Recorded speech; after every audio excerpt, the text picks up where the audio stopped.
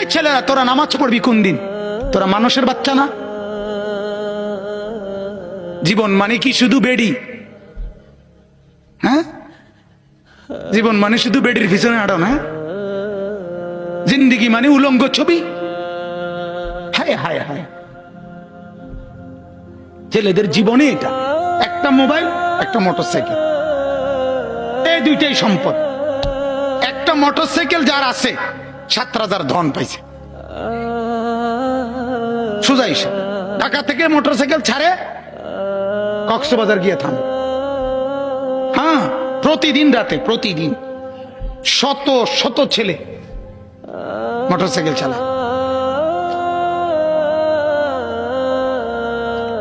এজন্য ভাবা দরকার। আমার কথা হলো, আমার চিৎকার আমি দিতে থাকি।